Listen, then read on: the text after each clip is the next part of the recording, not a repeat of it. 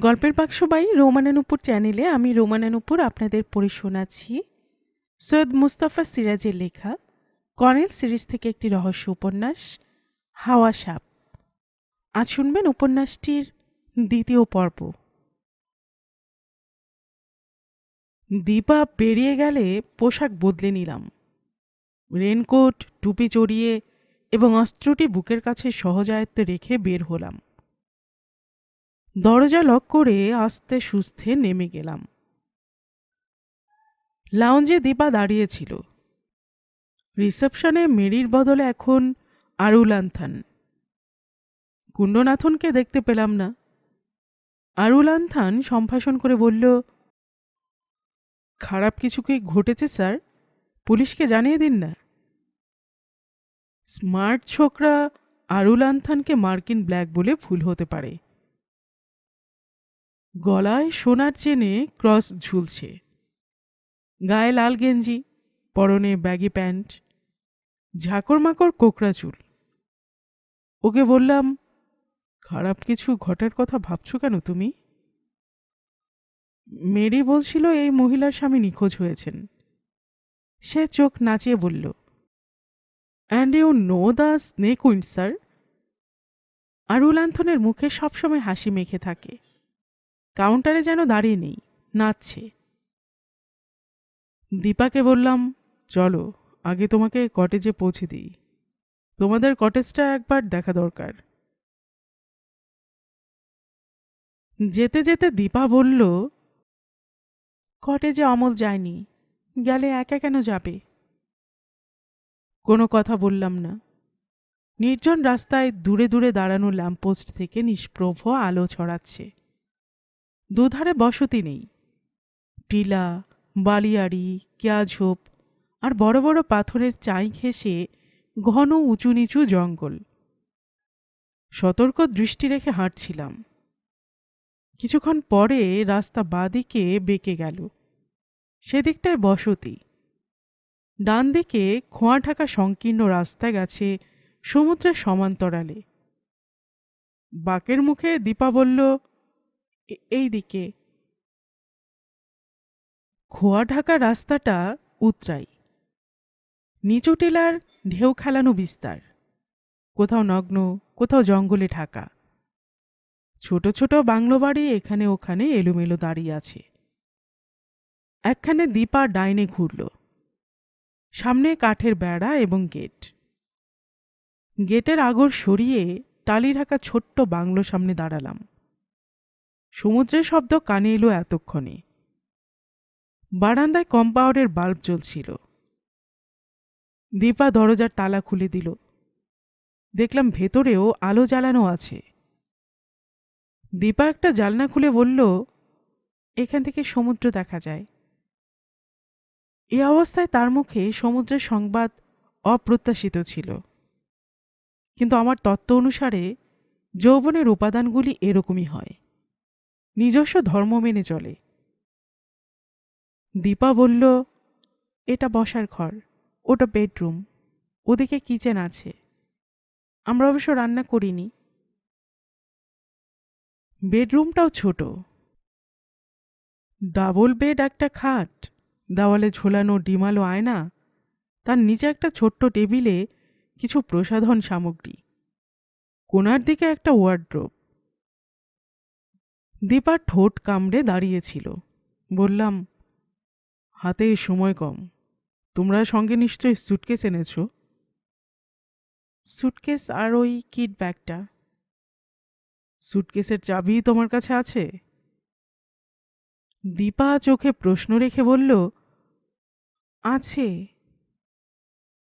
ততক্ষণে বিছানার কোণায় পড়ে থাকা কিট ব্যাগটা আমি খুলেছি।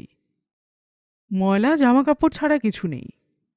দুদিকের চেন খুলে শূন্য দেখলাম। আপনি কি খুঁজছেন?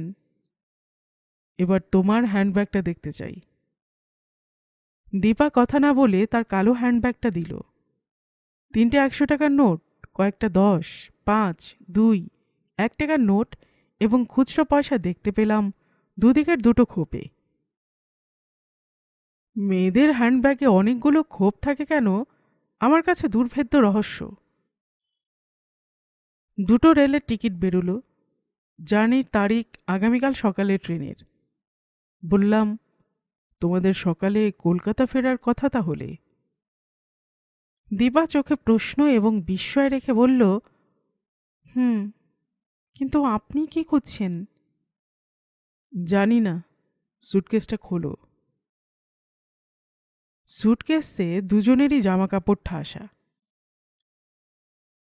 যত দ্রুত সম্ভব দেখে নিয়ে উপরকার চেন টেনে হাত ভরলাম। অমলের অ্যাড এজেন্সির নেম কার্ড বেরোলো অনেকগুলো। একটা নিলাম। তারপর একেবারে কোণা থেকে বেরোলো একটা ইনল্যান্ড লেটার। দেখে বুঝলাম যা খুঁজছিলাম পেয়ে গেছি। সুমিত্রের চিঠি, 27 আগস্টে লেখা। চিঠিটায় চোখ বুলিয়ে পকেটে ভরে বললাম, তুমি এখানেই থাকো। আমার ধারণা এখানে থাকাই তোমার পক্ষে নিরাপদ।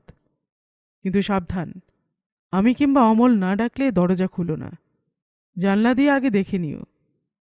আর কোনো হামলা হলে প্রচণ্ড চিৎকার চেঁচামেচি করবে। আশেপাশের কটেজ থেকে লোকেরা বেরিয়ে আসবে। তবে আমার বিশ্বাস তত কিছু ঘটবে না। দীপা শ্বাস প্রশ্বাসের সঙ্গে বলল, আমার ভয় করছে, বরং আপনার হোটেলে। না, সাহসী হও।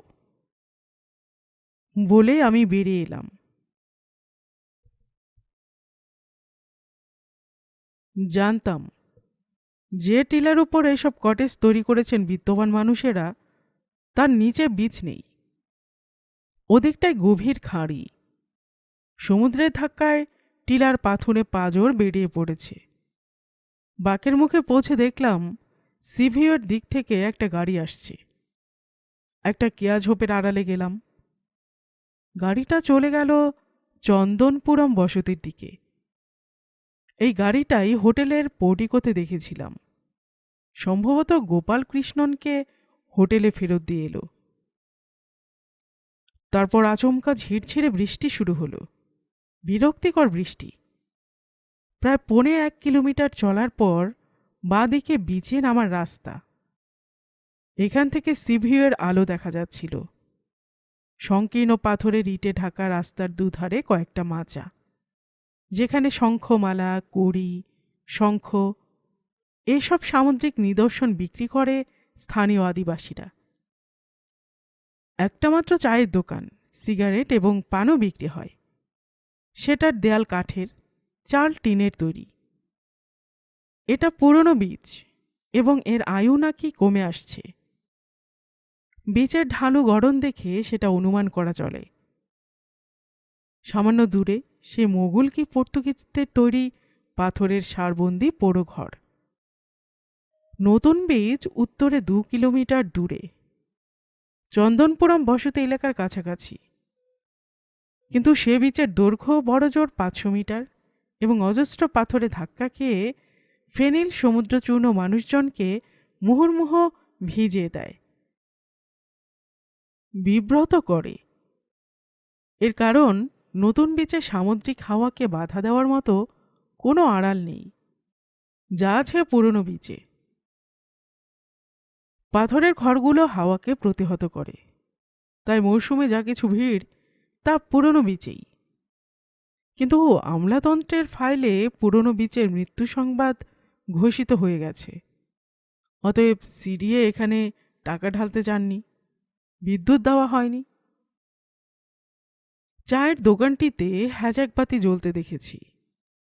এখন রাত 1:15টায় দোকানটা বন্ধ। টর্চের আলো পায়ের কাছে ফেলে দোকানটার গা ঘেঁষে একটু দাঁড়িয়ে রইলাম। বৃষ্টিটা থেমে গেল। তখন বিচে নেমে গেলাম। হঠাৎ মনে হলো কি বিস্ময়কর আমার আচরণ। বাতিঘরে পাখি ওড়া পথে এগিয়ে যাওয়ার অ্যাডভেঞ্চার একটা কঠিন ঝুঁকি, এবং সেই ঝুঁকি নিতে কদাচ চাইনি। কিন্তু এখন আমি ঝুঁকি নিচ্ছি। আমার স্বভাব ঝুঁকি নিলে আর পিছু হটি না। হটলাম না। পাথরের ঘরগুলো যেখানে শেষ হয়েছে সেখানে উঁচু বালিয়াড়িতে ঝাউবনে উঠে গেলাম। সিভিউ চোখে পড়ল। এবার সত্যিকার অ্যাডভেঞ্চার শুরু হলো। দিনের আলোয় বাইনোকুলারে যেমনটা দেখেছি তেমনটি নয়। বড় বড় পাথর, দুর্ভেদ্য সরবন এবং বালিয়াড়ি, দুর্গম জঙ্গলে ঢাকা ছোট ছোট টিলা। টিলার নিচে গভীর খাঁড়িতে সমুদ্র ভয়ঙ্কর গর্জন করছে, কিন্তু আর পিছিয়ে আসা অসম্ভব। দ্বিতীয় বিশ্বযুদ্ধে বর্মা ফ্রন্টে একবার দল ছাড়া হয়ে এমনি অবস্থায় পড়েছিলাম, কিন্তু তখন আমি তরুণ। আবার একটা বালিয়াড়ি এলো সামনে, কালো পাথর ঢুকে আছে বালির ভেতর। এতে সুবিধেই হলো ওপরে ওঠার। আকাশে নক্ষত্র দেখা যাচ্ছে না, বিদ্যুৎ চমকাচ্ছে দক্ষিণ এবং পূর্বে সমুদ্রের শিওরে। একটু বিশ্রাম নিতে হলো। সেই সময় পূর্বে অনেক দূরে সমুদ্রের বুকে আলো জ্বলতে নিভতে দেখলাম। বাইনোকুলার চোখে রাখতেই একটা জাহাজ দেখা গেল। ঢেউর আড়ালে ঢাকা পড়ছে বারবার। জাহাজটা যে দূরের সমুদ্রে সরে যাচ্ছে তাতে ভুল নেই। জাহাজ নিয়ে এখন চিন্তার মানে হয় না। আবার বিদ্যুৎ চমক দিল। এতক্ষণে সামান্য দূরে বাতিঘরটা দেখতে পেলাম। স্বস্তির শ্বাস পড়ল। বালিয়াড়ি থেকে নেমে পাথর আর জঙ্গলের ভেতর দিয়ে বাতিঘরের টিলার নিচে পৌঁছলাম। কিছুক্ষণ গুড়ি মেরে বসে চারিদিকটা খুঁটিয়ে দেখছিলাম। ঘন ঘন বিদ্যুৎ ঝলসে ওঠায় পারিপার্শ্বিক স্পষ্ট হয়ে উঠছিল। কোনো লোক নেই, সন্দেহজনক কোনো শব্দ শুনছি না, শুধু খাঁড়ির নিচের সামুদ্রিক গর্জন ছাড়া। বাতিঘরের দরজা দক্ষিণ পশ্চিম কোণে, কারণ ওদিকেই টিলায় ওঠার রাস্তা। রাস্তা বেয়ে ওঠার সময় হাওয়ার তোলপাড় ছিল। দরজার কয়েক মিটার দূরে পৌঁছে টর্চের আলো ফেললাম। চমকে উঠলাম, দরজা হাট করে খোলা। সবে পা বাড়িয়েছি, হঠাৎ খাড়ির দিক থেকে একটা জোরালো হাওয়া এসে ধাক্কা দিল। টাল সামলাতে না পেরে হুমড়ি খেয়ে পড়লাম। মনে হলো হাওয়াটা আমাকে টানছে। উপর হয়ে পড়ে হাতের কাছে একটা ঝোপের গোড়া চেপে ধরলাম। টর্চটা শুদ্ধ চেপে ধরেছিলাম। আমার রেনকোট খুলে যাওয়ার উপক্রম। তারপরে শুনলাম বাতিঘরের ভেতর তীক্ষ্ণ শীষের শব্দ। চি, শব্দটা যেন সত্যি ঘুরে ঘুরে ওপরে উঠে যাচ্ছে। বাতিঘরের লোহার কপাটও ঝনঝন শব্দে কাঁপছে। শীষের শব্দে কানে সূচ ঢুকে যাচ্ছিল। টুপিটা উঠে গেছে কখন, মাথা কাত করে অন্য হাতে কানে আঙুল গুজে দিলাম। টর্চ শুদ্ধ হাতটা ঝোপের গোড়া আঁকড়ে রইল, কারণ ওই হাতটা ছাড়লেই আমাকে হাওয়াটা টেনে নিয়ে গিয়ে বাতিঘরে ঢোকাবে। কোনো সাংঘাতিক ঘটনা যত দীর্ঘক্ষণ বলে মনে হয়, আসলে ততক্ষণ ধরে ঘটে না। এই ঘটনাটা 5 মিনিট না 3 মিনিট নাকি 1 মিনিট ধরে ঘটল বলতে পারবো না। তারপর সত্যি যেন শ্বাস ছাড়ার মতো শব্দ ভেসে এলো সমুদ্রের দিক থেকে। অজস্র বাষ্পীয় রেল ইঞ্জিনের একসঙ্গে বাষ্প ছাড়ার মতো আওয়াজ। তাহলে স্নেক উইন্ড আমার দেখা হয়ে গেল। অদ্ভুত এবং বিস্ময়কর অভিজ্ঞতা। এবং হয়তো আমি 2 বাত বেঁচে গেলাম। বাতিঘরে ঢুকে যাওয়ার পর ভুতুরে হাওয়াটা এসে পড়লে আমাকে নিশ্চয়ই ঘুরপাক খাইয়ে উপরে তুলত এবং জানলা দিয়ে ছুঁড়ে ফেলে দিত। ঘড়ি দেখলাম, রাত 2:35। টর্চের আলোয় টুপিটা সেই ঝোপের গায়ে আটকানো অবস্থায় খুঁজে পেলাম। এবার উঠে দাঁড়ানো উচিত। চুরুট টানাও খুব দরকার। যা দেখলাম তা না বুঝে চলে যাওয়া উচিত হবে না। বাতিঘরের লোহার কপাট ভেতরের দিকে খোলে। টর্চের আলোয় দেখলাম প্রকাণ্ড একটা তালার মাথার দিকটা কাটা এবং গলে গেছে কিছুটা। অ্যাসিটিলিন দিয়ে কাটা। অতএব মানুষেরই কাজ। তার মানে স্নেক উইন্ড দরজা ভাঙে না, সম্ভবত বাতিঘরের গায়ের ফোকরগুলো দিয়ে ঢোকে। এখন দরজা খোলা পেয়েছিল। সাবধানে টর্চের আলো ফেলে ভেতরে ঢুকে গেলাম। ঘোরালো লোহার সিঁড়িতে, কাদাবালি আর ঘাসের কুটোয় কি জুতোর ছাপ! আতস কাচে ছাপগুলো পরীক্ষা করলাম। কারা উপরে উঠেছিল কিছুক্ষণ আগে। অনেকগুলো ধাপ ওঠার পর কালো পাথরের দেয়ালে রক্তের ছাপ চোখে পড়ল। রক্তটা টাটকা। তাহলে কি কেউ একটু আগে ভেতরে ঢুকেছিল এবং স্নেকউইন্ড ধাক্কা মেরে তাকে রক্তাক্ত করতে করতে উপরে তুলে ছুঁড়ে ফেলল? আমার যুক্তিবোধ উলটপালট হয়ে যাচ্ছিল। শরীর এবং মেধার পার্থক্য আমাকে বাঁচালো। উঠতে কষ্ট হচ্ছিল, কিন্তু পিছু হটা আমার ধাতে নেই। প্রায় 60 ফুট উঠতে জায়গায় জায়গায় তেমনই রক্তের দাগ এবং রক্তের ছোপ দেখতে পেলাম। উপরতলায় প্রচণ্ড হাওয়ার তোলপাড়। কিছুক্ষণ বসে দম নেওয়ার পর পূর্বের জালনার ফাঁকে চাপ চাপ রক্ত দেখে শিউরে উঠলাম। রক্ত সবে জমাট বাঁধতে শুরু করেছে। তারপর চোখে পড়ল মেঝেই দেয়ালের নিচের খাঁজে আটকে আছে এক টুকরো ছেঁড়া দড়ি। স্নেকউইন্ডের টানেই সম্ভবত খাঁজে আটকে গেছে। ইঞ্চি 5 রক্তাক্ত দড়ির এদিকটায় গিঁট আছে। বৃত্তাকার পাথরের কুণ্ডের মতো একটা জায়গায় পর্তুগিজ বা মোগলরা আগুন জ্বালিয়ে রাখত। সেখানে প্রায় 1 মিটার গর্ত, ইন্ধন বোঝাই করার জায়গা। বাঁ হাতের দুটো আঙুল চিমটের মতো করে দড়িটা তুলে সেখানে ফেলে দিলাম। কেন এমন করলাম জানি না। অনেক সময় নিজের অজ্ঞাতসারে, সম্ভবত ইনটুইশন এ ধরনের কাজ করায়। এরপর আপাতত এখানে কিছু করার ছিল না। জুতোর ছোপগুলো আগের মতো এড়িয়ে নিচে নামলাম। তারপর বেরিয়ে গেলাম। ক্লান্তিতে পাথর শরীর টেনে টেনে মাতালের মতো টলতে টলতে হাঁটছিলাম। এবার সোজা রাস্তায় ফিরে যাওয়াই উচিত। জনেশ্বরজির সেই প্রাসাদপুরীতে আলো জ্বলছে। সেখানে রাস্তা এড়িয়ে গুড়ি মেরে ঝোপঝাড়ের ভেতর দিয়ে কিছুটা চলার পর পিচ রাস্তায় উঠলাম। এ রাস্তা গেছে সিভিউয়ের সামনে দিয়ে। জনেশ্বরজির বাড়ি থেকে কিছু দূর অন্তর একটা করে লাইট পোস্ট। সেই হালকা আলোয় আমাকে দানব বা পিশাচ দেখানো স্বাভাবিক। সিভিউয়ে পৌঁছলাম রাত 3টে। দুজন নাইট গার্ডকে ঝিমোতে দেখছিলাম পোর্টিকোর সিঁড়িতে। গেট বন্ধ। প্রচণ্ড ক্লান্তিতে গলার ভেতরটা শুকনো, জিভ ব্লটিং পেপার। গেটের রড ধরে ঝাঁকুনি দিলাম। নিশুতি রাতের বিরক্তিকর এই শব্দ ওদের একজনকে জাগিয়ে দিল। সে আস্তে সুস্থে উঠে দাঁড়ালো এবং এগিয়ে এলো। ঘুম ঘুম চোখে সেলাম ঠুকে গেট খুলে দিল। আরুলান থান রিসেপশন কাউন্টারে 2 পা তুলে দিয়ে ঘুমোচ্ছিল।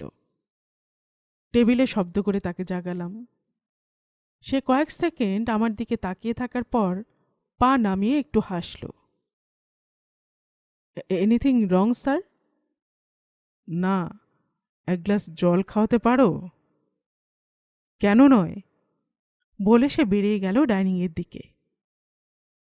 কাছাকাছি একটা চেয়ারে বসে পড়লাম। আরুলান থান জল এনে দিল। জল খেয়ে ধাতস্থ হলাম। এখন 1 পেয়ালা কফির দরকার ছিল, কিন্তু রাত 3টে সেটা আশা না করাই ভালো।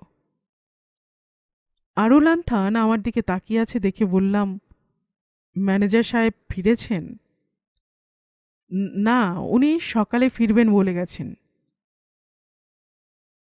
চুরুট ধরিয়ে চুপচাপ টানতে থাকলাম। কি করা উচিত ভাবছিলাম। থানায় ফোন করে জানাবো কি? সুমিত্রের মতোই নির্বোধ অমল ফাঁদে পা দিয়ে বেঘরে মারা পড়েছে, নাকি সেই ঘাতক হাওয়া স্নেকউইন্ডের পাল্লায় পড়েছিল? আরুলান থান কাউন্টারে ঢুকে বলল, আপনি কি ওদের ওখানে ছিলেন? কি ঘটেছে? কাদের ওখানে? সেই স্বামী স্ত্রী।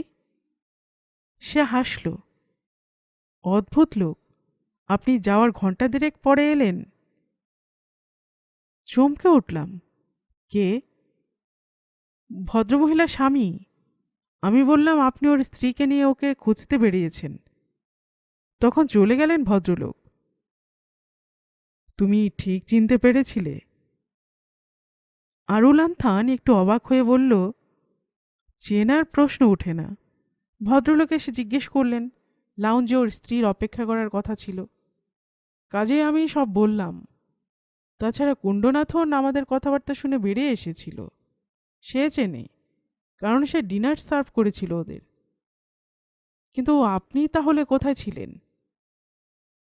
ভদ্রমহিলাকে তাদের কটেজে পৌঁছে দিয়ে বিচে বসেছিলাম। আপনাকে ক্লান্ত দেখাচ্ছে। প্রায় 3:15 বাজে। আমার মনে হয় এবার আপনার শুতে যাওয়া উচিত। উঠে দাঁড়ালাম। তখনও মনে প্রশ্ন, থানায় ফোন করে বাতিঘরে রক্তের খবর দেন কি না? স্যার? বলো। ব্র্যান্ডি আছে, দেব কি? আপনাকে সত্যিই বড্ড ক্লান্ত দেখাচ্ছে। ধন্যবাদ, বলে সিঁড়ির দিকে এগিয়ে গেলাম। বাতিঘরের রক্ত অমলের নয়, এটা আপাতত আমার স্বস্তির কারণ। কিন্তু অমল কোথায় গিয়েছিল?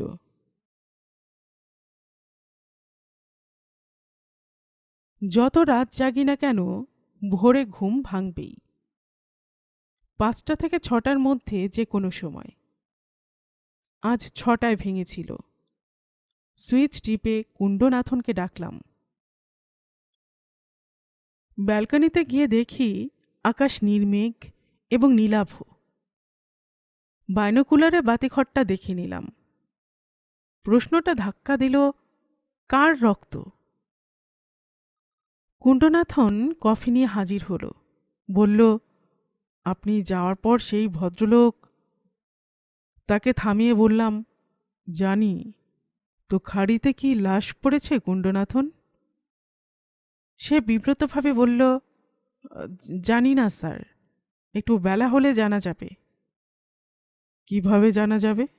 এর আগে কিভাবে জানা গিয়েছিল? জনেশ্বরজির দারোয়ান বা কোনো কর্মচারী বাতিঘরের দিকে টাটরিতে যায়। দরজা খোলা দেখলে তাদের সন্দেহ হয়।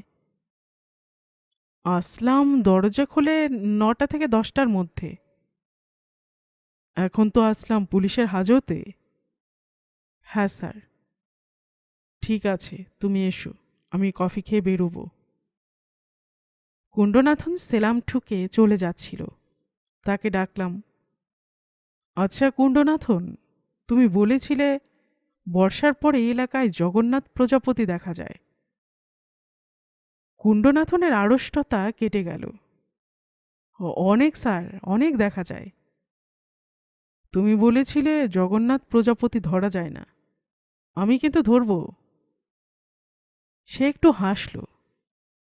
দেবতাকে ধরা যায় না স্যার, ধরলে পাপ হয়। জীবনে একটু আধটু পাপ করে দেখা ভালো কুণ্ডনাথন। আমি তা ঠিক মনে করি না স্যার। কিন্তু কুণ্ডনাথন, আমরা কি না জেনেও কোনো পাপ করতে পারি না? আমি সামান্য লোক। আমি মনে করি না জেনে পাপ করলে ভগবান শাস্তি দেন না। কুণ্ডনাথন, না জেনে আগুনে হাত দিলে কি হাত পড়ে না? সে ভয়ার্ত চোখে তাকালো। তারপর কোনো কথা না বলে বেরিয়ে গেল। বুঝলাম স্পর্শকাতর জায়গায় খোঁচা দিয়েছি। কিছুক্ষণ পরে গলায় ক্যামেরা, বাইনোকুলার এবং পিঠে কিট ব্যাগে প্রজাপতি ধরা নেটের স্টিক গুঁজে বেরিয়ে গেলাম। লাউঞ্জ ফাঁকা। রিসেপশনে একজন অচেনা মধ্যবয়সী লোক ডিউটিতে এসেছে। সে খাতায় কিছু লেখালেখিতে ব্যস্ত। বেরিয়ে কটেজের দিকে হাঁটছিলাম। রাস্তায় শর্টস পরা এবং হাতের চেনে বাঁধা অ্যালসেশিয়ান নিয়ে এক বৃদ্ধকে দেখলাম। চন্দনপুরমের দিক থেকে 2টি মেয়ে এবং একটি ছেলে জগিং করে আসছে। দক্ষিণে চেহারা। আমার পাশ দিয়ে 3টি তাজা যৌবন চলে গেল। ঘুরে তাদের কিছুক্ষণ দেখলাম। ওরা কি বাতিঘর পর্যন্ত যাবে? কটেজ এলাকা এখনো শুনশান স্তব্ধ। ঘাসে গাছপালায় ভিজে কোমল ধূসরতা। এখনো প্রজাপতিদের বেরোনোর সময় হয়নি। রাতে দেখা কটেজটা খুঁজে বের করতে একটু সময় লাগলো, কিন্তু কাঠের গেটে তালা, ঘরের দরজায় তালা। ভোরে চলে গেছে। এখন স্টেশনে গেলে হয়তো দেখা পাওয়া যাবে, কিন্তু এভাবে চলে যাও কেন? বড় লজ্জার কারণ আমার পক্ষে। আমাকে ডিটেকটিভ ভেবেছে। ডিটেকটিভ কথাটা আমার বরাবর অসহ্য, একটা গালাগালি গণ্য করি। কেননা বিচ্ছিরি টিকটিকি টার্মে উৎস ওই কথাটাই। তবে তুরুপের তাস এখন আমার হাতে। সুমিত্রের সেই চিঠিটা। শেষ প্রান্তে একটা চওড়া পাথরে দাঁড়িয়ে রইলাম সূর্যোদয় দেখার জন্য। নিচে খাড়ি, পূর্বে সমুদ্রের শিওরে লালচে মেঘ। মেঘ ক্রমে ঘন হচ্ছিল। সমুদ্র জুড়ে চাপচাপ রক্ত তরঙ্গ। অসহ্য লাগলো। ফিরে এলাম। হোটেলের আগে বাদিকে পুরনো বিচের পথ ধরলাম। মাচাগুলো এখনো খালি। চায়ের সেই দোকানটা সবে খুলেছে। একটা বাচ্চা আঁচ দেবার জোগাড় করছে। একজন বুড়ো আদিবাসী বেঞ্চে বসে আছে। দোকানদার ধুনো জেলে ধ্যান করছে। বিজে সেই দৌড়বাজ ছেলে মেয়েদের দেখতে পেলাম। বালিতে গড়াগড়ি খাচ্ছে, বালি মাখছে। একটা মেয়ে দুঃসাহসে সমুদ্র ধারণ করতে বুক পেতে দাঁড়িয়ে গেল। একটা বড় ব্রেকার ভাঙচুর হয়ে এসে তাকে ফেলে দিল। বাকি দুজন হেসে অস্থির হলো।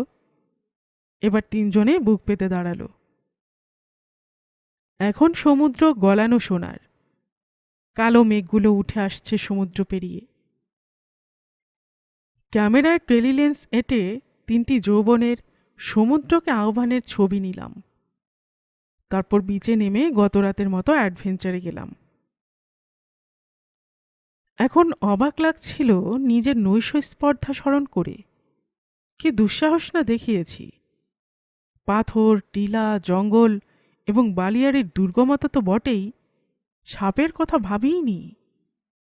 যেখানে যেখানে আমার জুতোর ছাপ পড়েছিল বালি বা বালি মেশানো মাটিতে, সাবধানে মুছে বা তার উপর পা ফেলে ফেলে এগিয়ে যাচ্ছিলাম। তারপর হঠাৎ মনে হলো, এই সতর্কতা অকারণ। শেষ বালিয়াড়ির মাথায় উঠতেই সামনে একটু দূরে বাতিঘরের নিচের খাড়ি দেখা গেল। আমার হাত কাঁপছিল। বাইনোকুলারে তন্নতন্ন খুঁজছিলাম কোনো ক্ষতবিক্ষত লাশ। কোনো লাশ নেই। বাতিঘরের ওপরতলাটা দেখতে বাইনোকুলার তুলেছি, অমনি একটা লোক ধরা পড়ল বাইনোকুলারে। তার একটা পাশ দেখা যাচ্ছিল। তার চোখেও বাইনোকুলার। সে দূরের সমুদ্রে কিছু দেখছে। কোনো ট্যুরিস্ট? ঝটপট ক্যামেরায় টেলিলেন্স পরিয়ে তার ছবি নিলাম। বালিয়াড়ি থেকে পিছু হটে নেমে একটা বড় পাথরের আড়ালে গুঁড়ি মেরে বসলাম। এখান থেকে সমুদ্র এবং বাতিঘরের শীর্ষ দেখা যায়, কিন্তু সমুদ্রের প্রকাণ্ড ব্রেকারগুলো বাঁধা। কাজে বাতিঘরের লোকটাকে দেখতে থাকলাম। একটু পরে সে অদৃশ্য হয়ে গেল। গেল তো গেলই। সময় কাটতে চায় না। কিছুক্ষণের জন্য রোদ ইচ্ছে মতো সবকিছুকে ছুঁয়ে থাকার পর সমুদ্রের দিকে সরে গেল। তারপর ঘন মেঘের ছায়া এসে পড়ল। বৃষ্টির ভয় করছিলাম, কিন্তু বৃষ্টিটা এলো না। সেই লোকটা বেরিয়ে এলো বাতিঘরের দরজা দিয়ে। অমনি আবার তার কয়েকটা ছবি তুললাম। সে এদিক ওদিক দেখে নিয়ে ওপাশের জঙ্গলে ঢাকা টিলার আড়ালে চলে গেল। কিন্তু তাকে চিনে ফেলেছি, সেই গুপ্তা সাহেব। আর লুকোচুরি না করে বাতিঘরের নিচের রাস্তায় চলে গেলাম। সেখান থেকে জনেশ্বরজির বাড়ির গেট পর্যন্ত পরিষ্কার দেখা যায়।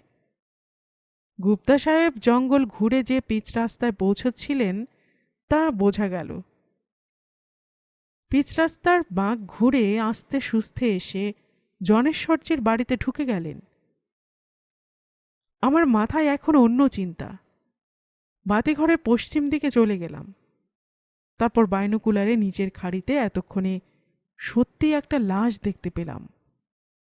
কোনো অনিবার্যতার জন্য প্রস্তুত থাকলে বুদ্ধিশুদ্ধি টাল খায় না।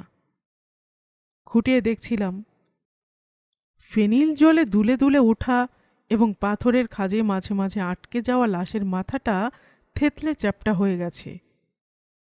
পরনে পোশাক বলতে কিছু নেই। প্রকৃতি থেকে যেভাবে মানুষ আসে সেইভাবেই ফিরে গিয়েছে। আর এখানে থাকা ঠিক নয়। গুপ্তারও বাইনোকুলার আছে। ঝোপঝাড়ে মিথ্যে প্রজাপতি ধরার ভঙ্গিতে নেট খুলে কিছুক্ষণ ছুটোছুটি করার পর সোজা পিচ রাস্তায় উঠলাম। তারপর মাঝে মাঝে আকাশে বুনো হাঁসের আগাম দু একটা ঝাঁক খোঁজার চেষ্টা করতে করতে সিভিউয়ের দিকে হাঁটতে থাকলাম। তাহলে কুণ্ডনাথের কথাটা ঠিকই ছিল। বাতিঘরে লাল আলো দেখা গেলেই নিজের খাড়িতে লাশ পড়া অনিবার্য। বেলা 9টায় কুণ্ডনাথন আমার ঘরে ব্রেকফাস্ট নিয়ে এলো। বিনীতভাবে সে জানতে চাইল আমি জগন্নাথ প্রজাপতি ধরতে পেরেছি কিনা। আমি মাথা নাড়ায় সে একটু হাসল, চেষ্টাকৃত হাসি। গত রাত থেকে তার মুখে উদ্বেগ, অস্বস্তি এবং কাতরতার গাঢ় ছাপ লেগে আছে। সে কি বাতিঘরে আমার লাল আলো দেখার কথায় কুসংস্কারাচ্ছন্ন একজন সাধারণ লোকের প্রতিক্রিয়া? সে চলে যেতে ঘুরেছে, তাকে ডাকলাম, কুণ্ডনাথন। সে তাকালো শুধু। আমার কণ্ঠস্বরে সন্দিগ্ধ হয়েছিল, বোবা চাউনি চোখে। ম্যানেজার সাহেব ফিরেছেন?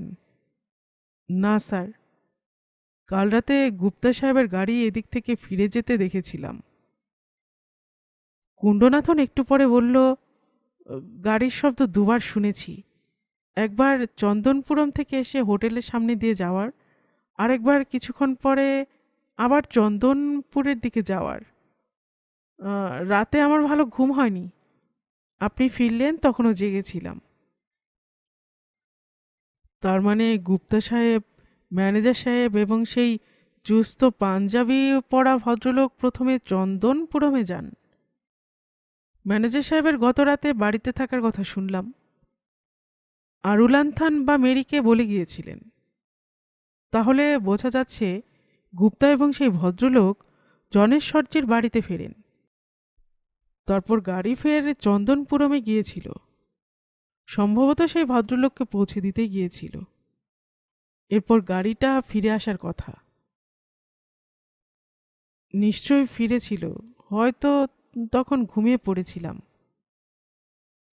তুমি জানো ওটা গুপ্তা সাহেবের গাড়ি? জানি। উনি এলেই ম্যানেজার সাহেবের সঙ্গে দেখা করতে আসেন। ম্যানেজার সাহেবের তো গাড়ি আছে দেখেছিলাম। শুনেছি গ্যারেজে দিয়েছেন, কলকবজা খারাপ হয়েছে। কুণ্ডনাথন এবার একটু ইতস্তত করে বলল, কেন এসব কথা জিজ্ঞেস করছেন স্যার? খাড়িতে একটা লাশ দেখে এলাম। কুণ্ডনাথনের গোঁফ কাঁপতে লাগল, চোখ দুটো বড় হয়ে গেল। ফোঁস করে শ্বাস ছেড়ে বলল, আমি জানতাম। লাশটা উলঙ্গ, মাথা থ্যাতলানো। তাছাড়া বাতিঘরে প্রচুর রক্ত দেখেছি। সেই সাংঘাতিক হাওয়ার পাল্লায় পড়েছিল কেউ। সে ব্যস্তভাবে বলল, দরজার তালা ভাঙা ছিল? হ্যাঁ। ব্রেকফাস্টের সঙ্গে আমার কথাও চলছিল। খাওয়াটা দ্রুত সেরে নিচ্ছিলাম। ন্যাপকিনে হাত মুখ মুছে কফির পেয়ালায় চুমুক দিয়ে বললাম, কিন্তু সমস্যা হলো কুণ্ডনাথন, তালা মানুষেরই ভাঙা, গ্যাস কাটার দিয়ে কাটা হয়েছে। সে উত্তেজিতভাবে শ্বাস প্রশ্বাসের সঙ্গে বলল, স্নেক উইন্ডের তাপে তালা গলে যায় স্যার। 5বারই দেখেছি তালা গলে গেছে, সবাই জানে। পুলিশ কি বলে শুনেছ? জানি না। আমি সামান্য লোক স্যার, তবে আসলামকে গ্রেপ্তার করার পর সবাই বলছে আসলামই এই কাজটা করে, কিন্তু কেন সে তা করবে? এবার দেখুন প্রমাণ হয়ে গেল। আসলাম থানার হাজতে থাকা সত্ত্বেও তালা গলে দরজা খুলে গেছে। বলুন স্যার, আসলাম কেন দোষী হবে? কুণ্ডনাথন, বাতিঘরের খাড়িতে আমার লাশ দেখার কথা চেপে যাও। কিন্তু স্যার, না, খবর পুলিশের কাছে বরাবর যেভাবে যায় সেইভাবেই যেতে দাও। ঠিক আছে স্যার। পকেট থেকে একটা 50 টাকার নোট বের করে ওকে দিলাম। তোমার এবং মেরির বকশিস। সে টাকা নিয়ে সেলাম ঠুকে চলে গেল। চুরুট টানতে টানতে চোখ বুজে ভাবছিলাম এবার আমার কি করা উচিত। সে সময়ে পেছনের রাস্তায় ক্রমাগত গাড়ির শব্দ কানে এলো। উঠে গিয়ে জানলায় উকি দিলাম। পুলিশের জিপ, একটা ভ্যান, একটা অ্যাম্বুলেন্স আর একটা ক্রেন বসানো লাল রঙের ব্রেক ভ্যান চলেছে কনভয়ের মতো। পুলিশ যেভাবে খবর পায় সেইভাবে পেয়েছে তাহলে। নিচে গিয়ে দেখি হোটেল কর্মচারীরা অনেকে গেটের কাছে, কেউ পোর্টিকোতে উত্তেজিতভাবে জটলা করছে। কুণ্ডনাথনকে দেখতে পেলাম না। ধরে নিলাম সে বাতিঘরের খাড়ির দিকে ছুটে গেছে। আস্তে সুস্থে হাঁটছিলাম পিচের রাস্তায়। একবার পিছু ফিরে দেখে নিলাম cycle, cycle rickshaw, motor bike এসব যানবাহনের ঝাঁক আসছে চন্দনপুরমের দিক থেকে। পায়ে হেঁটেও লোকের আসছে। স্নেক উইন্ডের ভয়ঙ্কর কীর্তি দেখতে এই উত্তেজিত অভিযান অনিবার্য ছিল। খবর হাওয়ায় রটে গেছে নাকি ক্রেনটা দেখেই? জনেশ্বরজির প্রাসাদের গেটে চাকর নৌকর ভিড় করে দাঁড়িয়ে আছে। সেই গাড়িটা লনে একটা গাছের তলায় নির্জীব হয়ে দাঁড়িয়ে আছে। পিচ রাস্তা বেঁকে গেছে পশ্চিমে। রাস্তা ধরে এগিয়ে গেলাম। সেই রাস্তায় 10 কিলোমিটার এগুলে মাদ্রাজগামী হাইওয়ে পড়ে।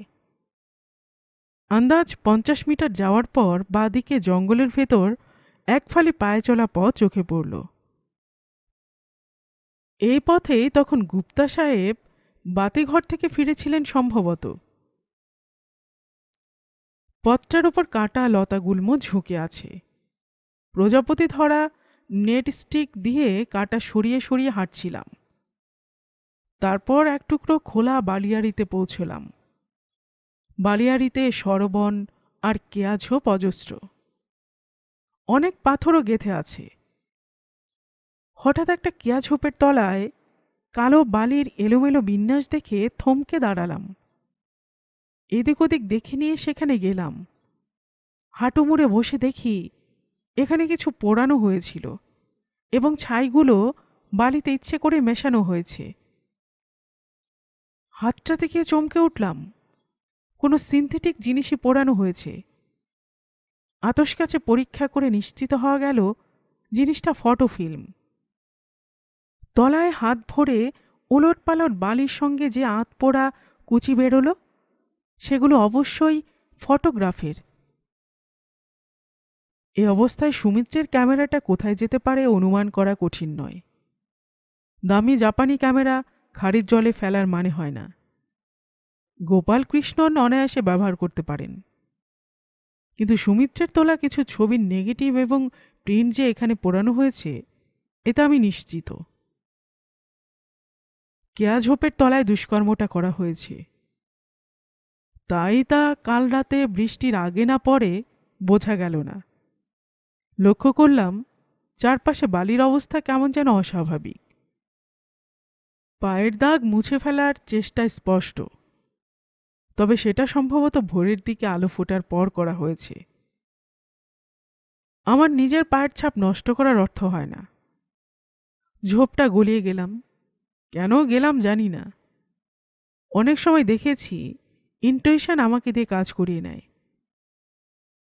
কেয়া পাতার কিনারার কাঁটা থেকে বাঁচতে গিয়ে টুপটুপ করে লাল কয়েকটা ফোঁটা পড়ল। বালি তক্ষুনি সেগুলো শুষে নিল। ওপাশে ঝলমলে রোদ পড়েছে। কারো রক্ত ছিটকে এসে পড়েছিল কেয়া ঝোপটায়। রাতের বৃষ্টিতে ধুয়ে গেছে। সামনের বালি এবং ঘাসে ঢাকা বালি মেশানো মাটির দানাগুলো বাইনোকুলারের কাছে সেঁটে পাথরের চায়ের মতো দেখাচ্ছিল। ঘাসের পাতাও অস্বাভাবিক চওড়া, তলায় রক্তের খয়েরি ধারা ছড়িয়ে আছে। তবে বালিটায় এলোমেলো করে দেওয়া হয়েছে। হত্যাকাণ্ডটা তাহলে এখানেই হয়েছিল। তারপর বাতিঘরের দরজায় তালা গলিয়ে খুলে লাশটা তুলে নিয়ে গিয়ে ওপরতলার জানলা দিয়ে ঠেলে ফেলা হয়েছিল। তাই জানালায় অত বেশি রক্ত দেখেছি। কিন্তু এসব কাজ মাত্র একজনের সাধ্যের বাইরে। একাধিক লোক ছিল। তবে এবার আমি বুঝে গেছি লাশটা কার। কাজেই কোনো গাছের ছায়ায় নিশ্চিন্তে বসে চুরুট টানা যেতে পারে।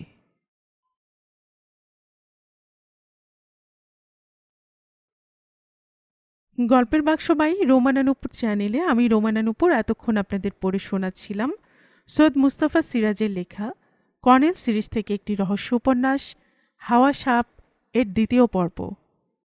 আর এতক্ষণ গল্প পাঠে এতক্ষণ আমি আপনাদের সঙ্গে ছিলাম রোমানা নুপুর। আপনারা যারা গল্পের বাক্স চ্যানেলের গল্প নতুন শুনছেন, আপনাদের সুবিধার্থে একটি বিনীত অনুরোধ, যদি আপনারা আরও এমন উপন্যাস শুনতে চান তবে নিচের সাবস্ক্রাইব বাটনে একটি ক্লিক করে রাখুন ও একটি লাইক করে রাখুন। এতে এই চ্যানেলের ভিডিওগুলি খুঁজে পেতে আপনাদের সুবিধা হবে। আর পাশে থাকা বেল বাটনটিও চেপে রাখুন, যাতে নতুন কোনো উপন্যাস দেওয়ার সাথে সাথেই আপনাদের কাছে নোটিফিকেশন চলে যায়। সবসময় সবাই খুব ভালো থাকুন, সুস্থ থাকুন ও আনন্দে থাকুন, এই প্রার্থনা রইল।